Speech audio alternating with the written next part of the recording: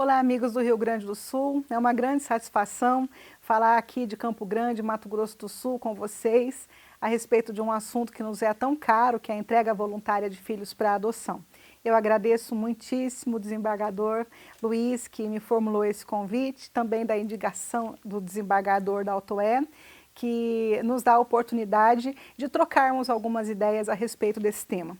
É um tema ainda recente na nossa legislação, que tem recebido novos contornos, né, tanto legislativos como também na jurisprudência, e algumas questões bem controvertidas que valem a pena nós discorrermos sobre elas.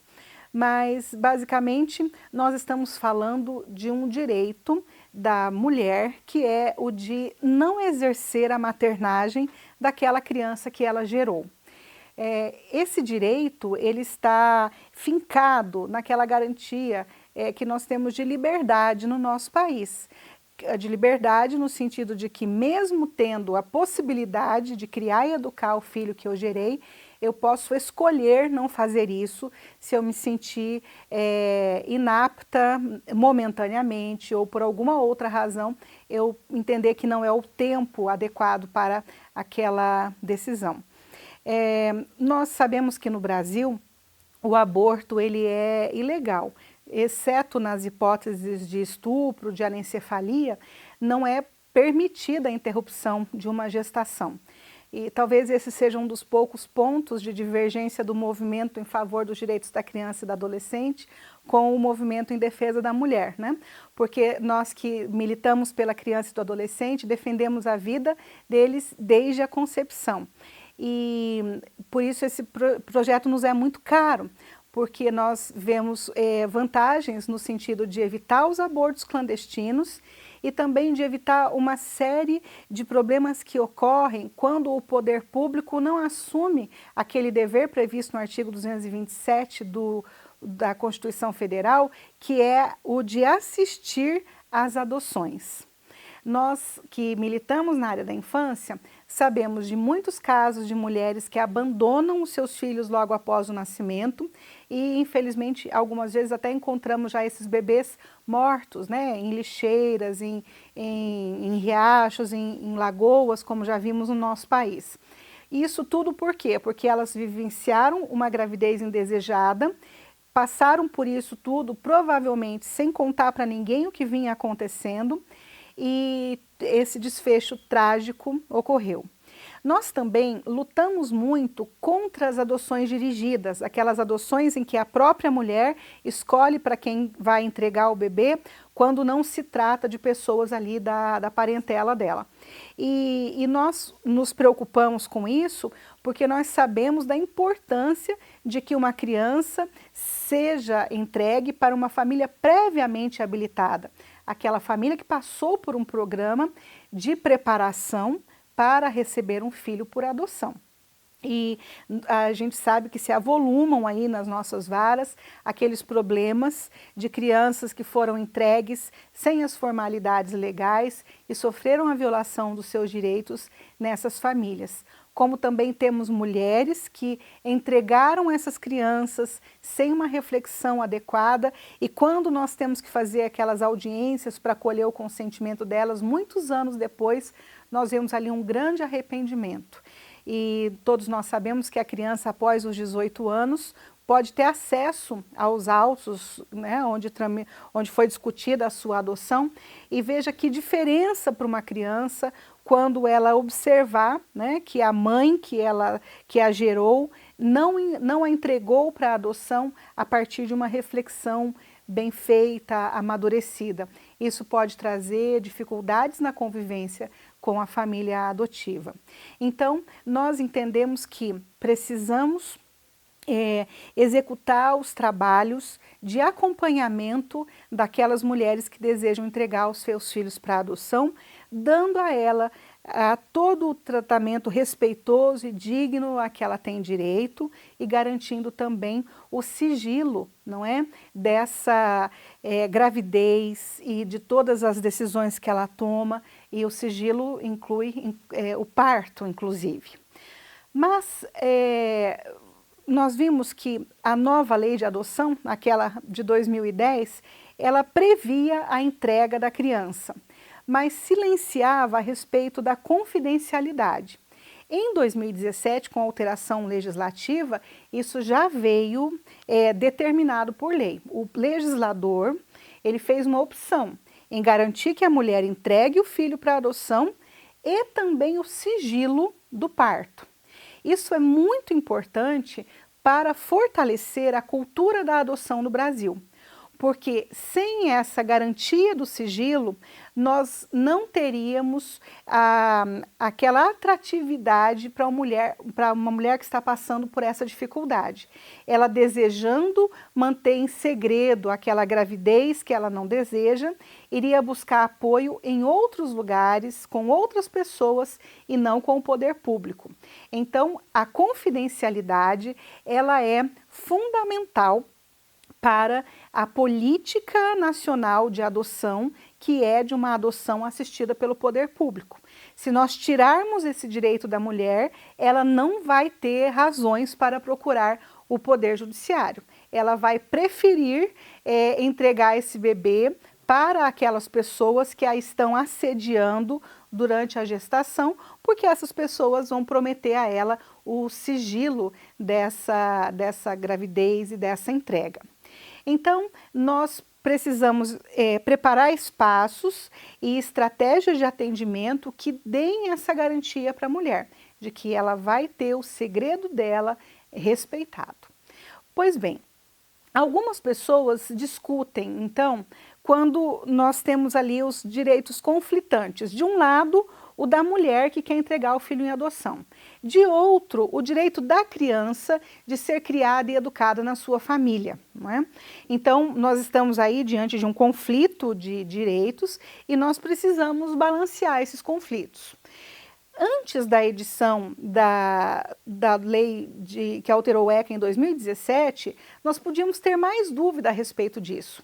Mas a partir de agora, no artigo 19A, parágrafo 5º do Estatuto da Criança e do Adolescente, está explícito ali que a mulher tem o direito ao sigilo e a única ressalva que se faz é para a criança conhecer a origem dela.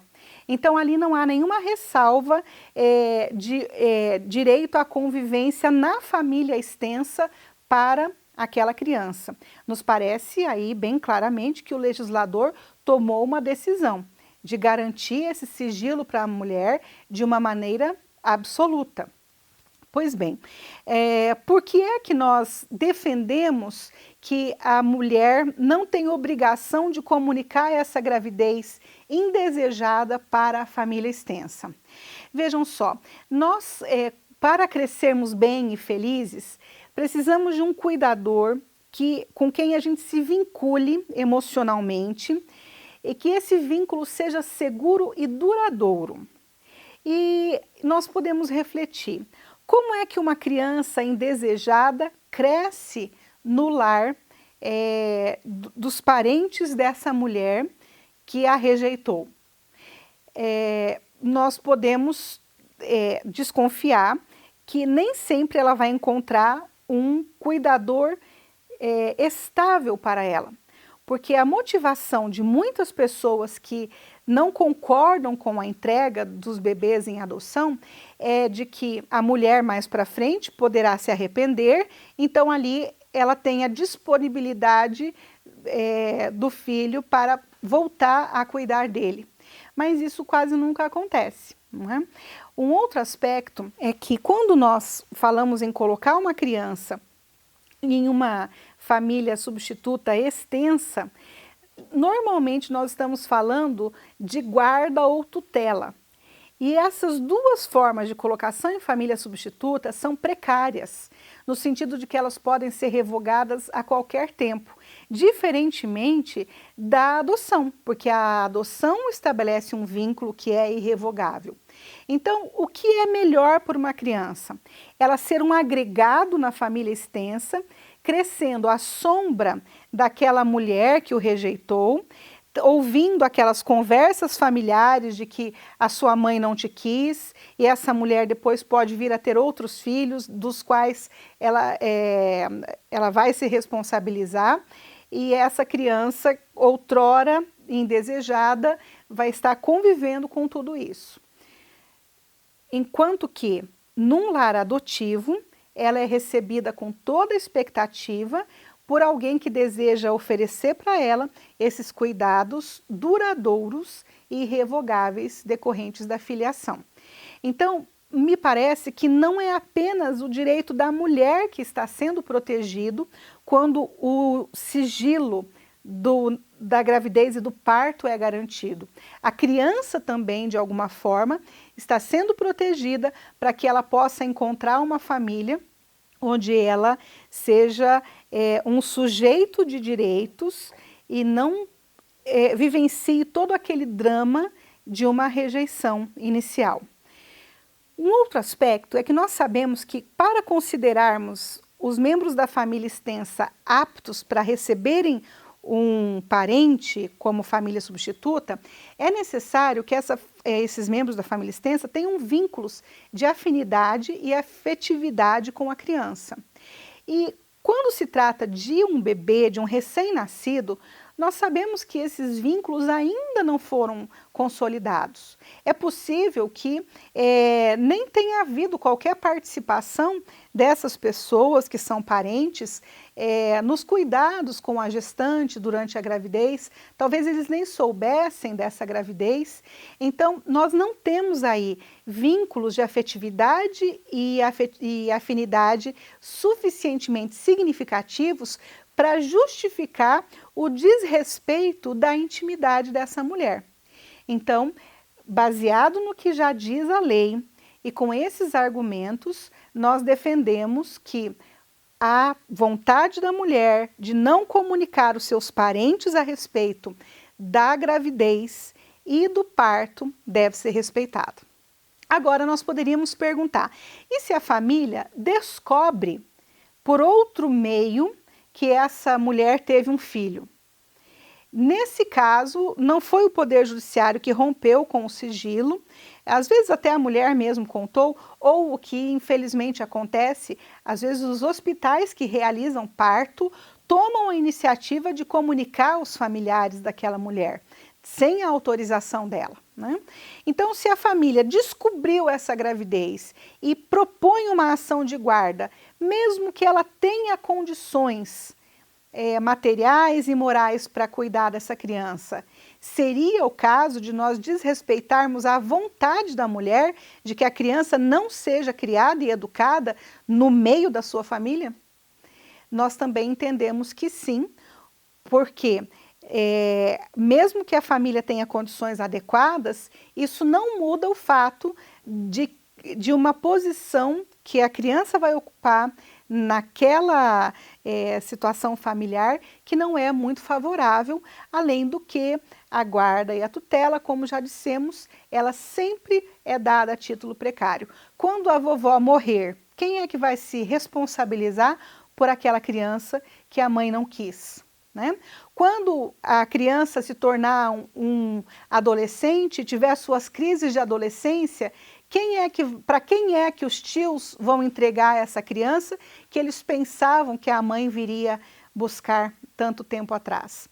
Então, talvez, conforme o caso concreto, apenas na hipótese de algum parente querer adotar a criança e não recebê-la nas modalidades de guarda ou tutela, é que essa possibilidade deveria ser considerada. Mas, como política para fortalecimento da cultura da adoção legal, nós precisamos refletir sobre a importância de valorizar a autonomia da mulher, a vontade da mulher de que a criança não seja criada e educada na sua convivência ali junto dos seus parentes. Isso certamente vai repercutir negativamente na vida dessa criança.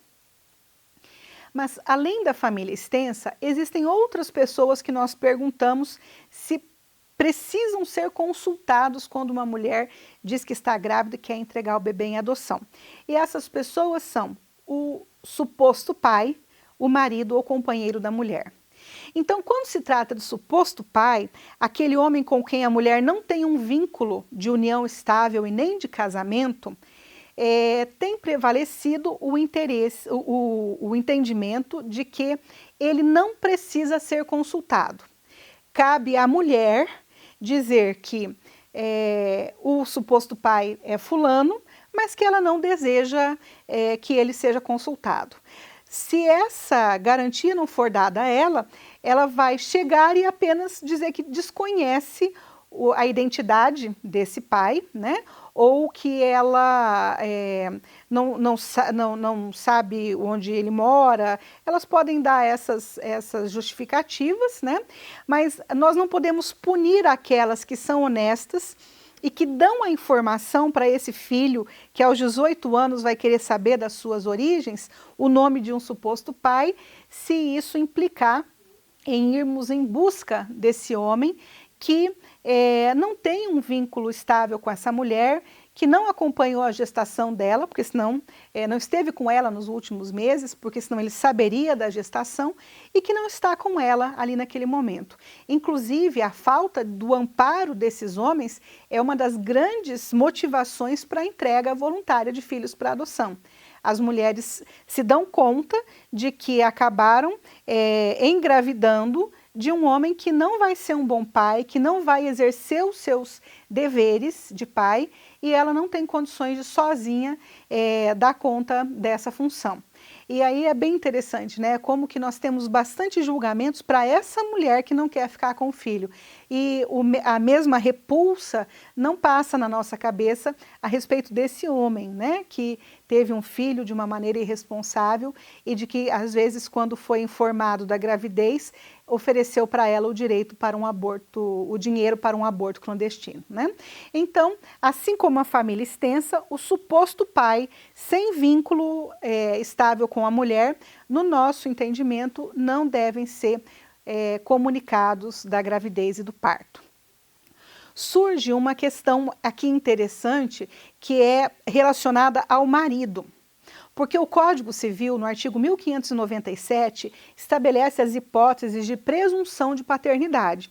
Então, quando uma mulher casada ou em uma união estável, né, com prova pré-constituída, já bastante pública, engravida, nós podemos presumir que o marido ou o companheiro é o pai daquela criança. E nesse aspecto, eu entendo que esse homem, ele deve sim ser informado da gravidez e participar da decisão de entregar a criança para adoção ou não.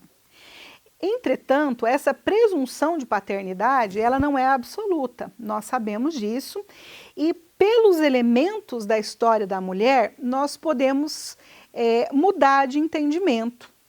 Quando, por exemplo, ela nos der informações suficientes de que ele não é o pai da criança e que a comunicação para o marido dessa gestação vai trazer graves danos para ela.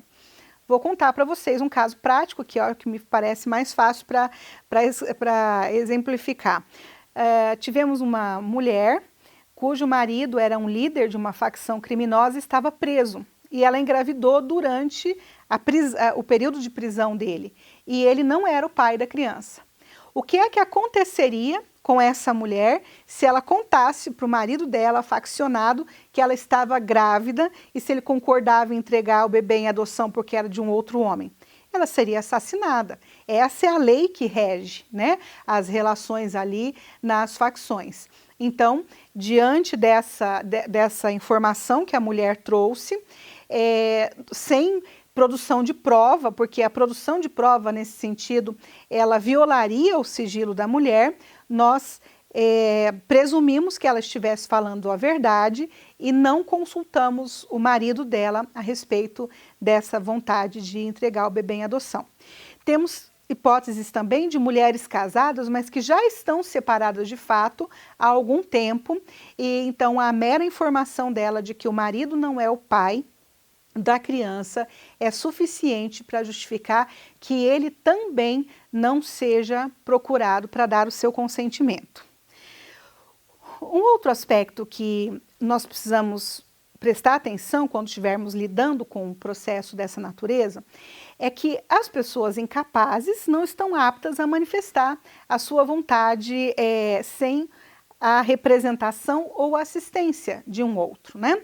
Então, isso nos faz ter uma preocupação em obter a certidão atualizada de nascimento da mulher. Porque por ali nós vamos verificar se ela é maior de idade ou não, e em se tratando de menor de 18 anos, é necessário que ela seja assistida ou representada por um dos seus pais, né, ou outro tipo de representante legalmente constituído. Pode acontecer de o pai e a mãe divergirem a respeito daquela decisão. E esse conflito de interesse entre eles deve ser dirimido no próprio procedimento de entrega voluntária, né? É preciso ver a vontade da adolescente em si, as motivações do pai, as motivações da mãe, e então o juiz decide. Não é necessário que haja unanimidade dos representantes legais a respeito dessa decisão. Por outro lado, nós podemos também estar diante de uma mulher interditada.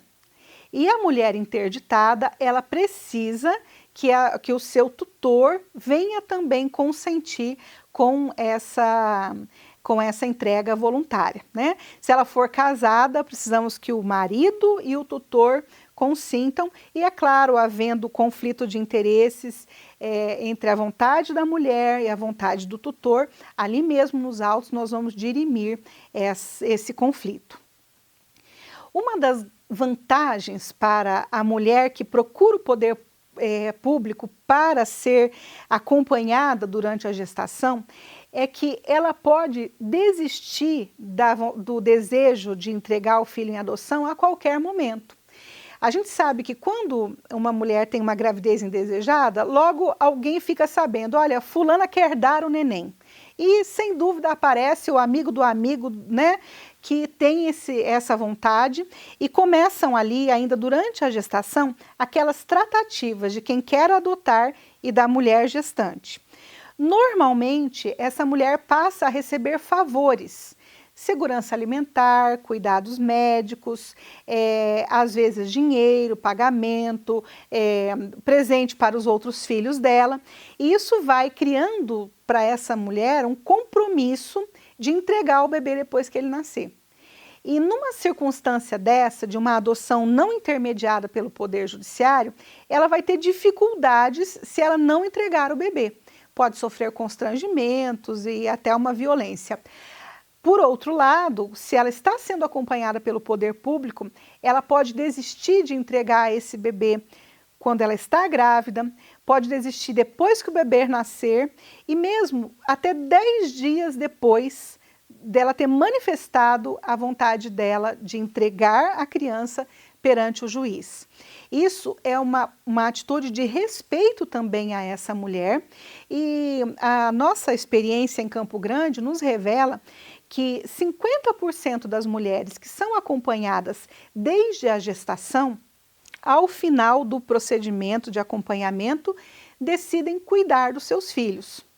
E isso, então, nos traz uma outra questão importante, que é a do acompanhamento posterior da mulher que desejou, em algum momento, entregar o filho para adoção.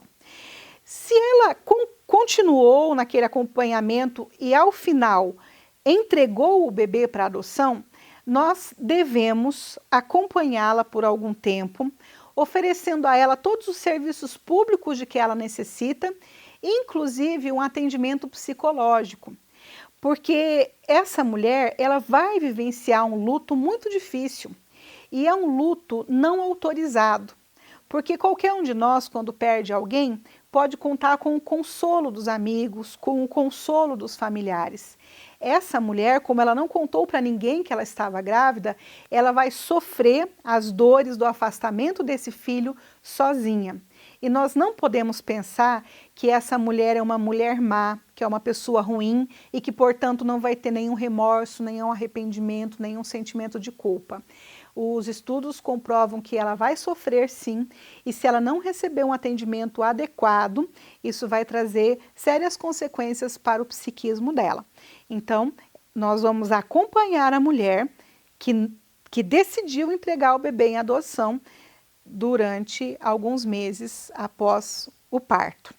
É claro que ela pode recusar terminantemente esses encaminhamentos e aí continuaremos respeitando a autonomia dessa mulher. E aquela mulher que decidiu ficar com o bebê que num determinado momento ela quis entregar? Essa também precisa do nosso acompanhamento, porque nós vamos auxiliá-la na constituição do vínculo com o bebê. Essa relação mamãe-bebê é uma relação construída. E como houve, num determinado momento da gestação, aquele sentimento de rejeição da mulher ou uma dúvida, o que quer que ela tenha sentido pode repercutir nesse relacionamento. Então, assim como nós cuidamos de uma família que adota para a gente ter certeza de que está havendo a construção do vínculo, vamos fazer o mesmo para aquela mulher que se arrependeu de entregar o bebê para adoção e cuidar dele ali durante os primeiros 6 meses, pelo menos. E nós podemos fazer as interlocuções com os programas do CREAS, né, com o programa de primeira infância do nosso município, para a gente ter certeza de que essa criança vai encontrar nessa mulher aquele cuidador amoroso e estável.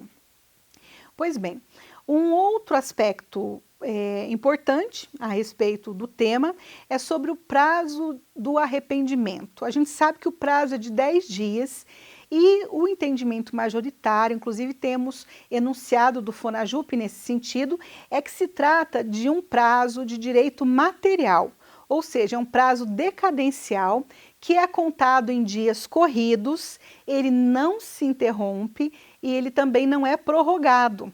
Né? Por isso que quando nós formos avisar para a mulher sobre o prazo de arrependimento, é bom nós ajudarmos a fazer as contas e dizer para ela como ela pode exercer esse direito de arrependimento. Né? Normalmente nós não exigimos muita formalidade para isso, basta uma manifestação para alguém da equipe técnica que está acompanhando, por meio de um e-mail ou do plantão do judiciário. Nós precisamos ter essa honestidade com a mulher para que ela possa exercer adequadamente também o direito de arrependimento, caso queira. Mas tem um aspecto que me chama a atenção, que é o de que algumas mulheres, quando pensam em entregar o bebê, o que elas mais temem é que o bebê seja colocado num abrigo. É assim que a gente diz. Então elas entendem que a instituição de acolhimento é muito ruim para o bebê e elas na audiência dizem: a minha decisão é segura e eu preciso que essa criança encontre logo a sua nova família. Eu não quero esses 10 dias. E aqui também nós temos duas correntes, né? Há uma corrente que entende que esse prazo é irrenunciável, a outra que é um prazo renunciável, e isso significa de que, de qualquer modo, nós poderemos ter discussão nos tribunais. Por isso, a gente recomenda que a entrega do bebê antes de decorrer o prazo dos 10 dias do arrependimento seja feita com muita cautela.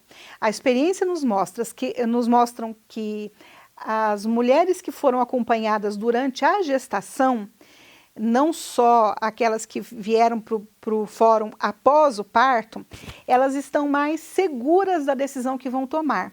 Elas tiveram oportunidade de refletir e têm uma decisão mais amadurecida.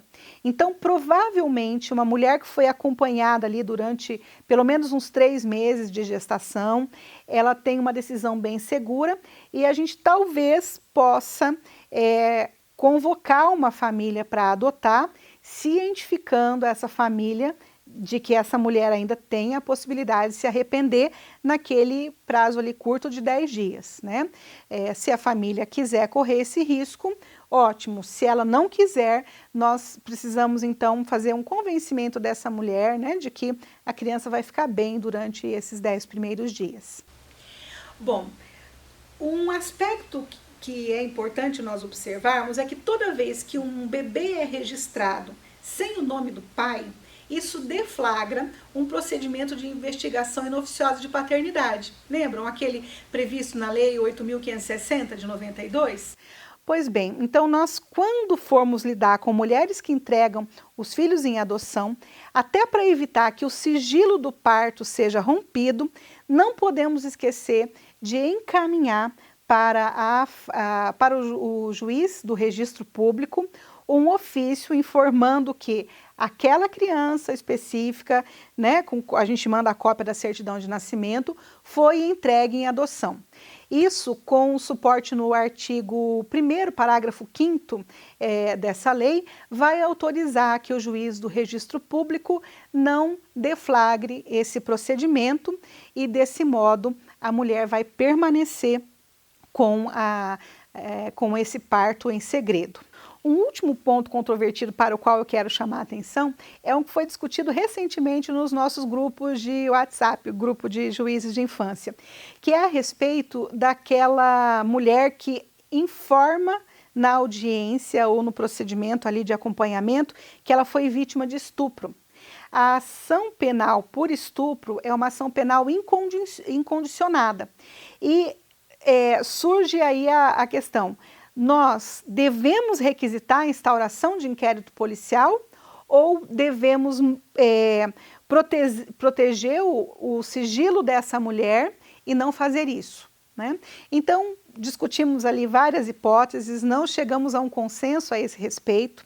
E o que é que nós precisamos considerar? Que ainda que o juiz não requisite essa instauração de inquérito policial, o Ministério Público que participa do processo pode fazer isso de ofício, não é? Então, nós precisamos que o nosso acompanhamento para essa mulher inclua uma articulação com a autoridade policial, para que, em sendo instaurado o inquérito policial, um dos primeiros atos vai ser a oitiva dessa mulher, que a gente a acompanhe ou que a gente providencie assessoria jurídica bem qualificada para acompanhá-la perante a autoridade policial, para que ela possa expor ali o drama dela e contar com a discrição e com o sigilo da autoridade policial, no sentido de não convocar os membros da família dela ou outras pessoas para darem depoimento a respeito desse fato. Então, eu fiz aqui um apanhado de situações que me parecem mais controversas.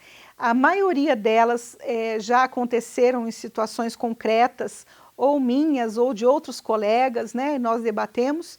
E como é um regramento jurídico muito recente, de 2017, nós temos muito ainda a refletir, a estudar sobre o tema. Os entendimentos que eu trouxe não são verdades absolutas, mas são pontos de referência para nós aprofundarmos essa discussão. Mas o mais importante sobre tudo isso é que a gente não deixe de assumir o papel de acolher essas mulheres, para que a gente possa continuar fortalecendo a cultura da adoção no nosso país.